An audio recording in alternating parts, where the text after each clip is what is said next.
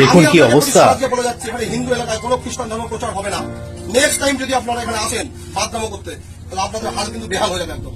আমি আপনাকে বললাম ফার্দার যদি এখানে যিশুর নাম নিয়ে কোনো প্রচার করতে আসেন, নেক্সট দিন যদি এখানে কোনোদিন যদি হিন্দু এলাকায় যদি খ্রিস্টান ধর্ম প্রচার করতে আসেন, আমি বলছি নাটক করবে না, নাটক কম করবেন একদম। আপনারা হিন্দু ধর্মের মধ্যে সিঁদুর পরে আপনার খ্রিস্টান ধর্ম যিশু নাটক করছেন না? যিশুকে এই একটি মাত্র বই হিন্দুদের বাঁচাতে পারে। প্রার্থনা করেই যদি সবাই সুস্থ হয়ে যেত, তাহলে আজ খ্রিস্টান ক্যাথলিক চার্চের যে ধর্মগুরু বাইলেটারাল, সে আজকে নিউমোনিয়া রোগে আক্রান্ত কেন হাসপাতালে ভর্তি, তাকে কেন কোনো প্রার্থনা করিয়ে সুস্থ করা হচ্ছে না?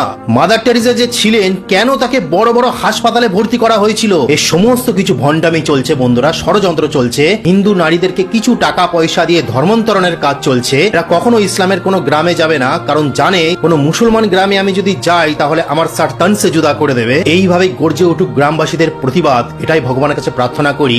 আর একমাত্র এই বইটি বাঁচাতে পারবে। এই বইটি আমি বিনামূল্যে দেবো, শুধু পোস্ট অফিসের মাধ্যমে যে ডেলিভারি চার্জটা লাগে সেটা আপনারা দেবেন। আমি এই বইয়ের লাট কিনে রেখেছি সনাতন ধর্মকে রক্ষা করবার জন্য।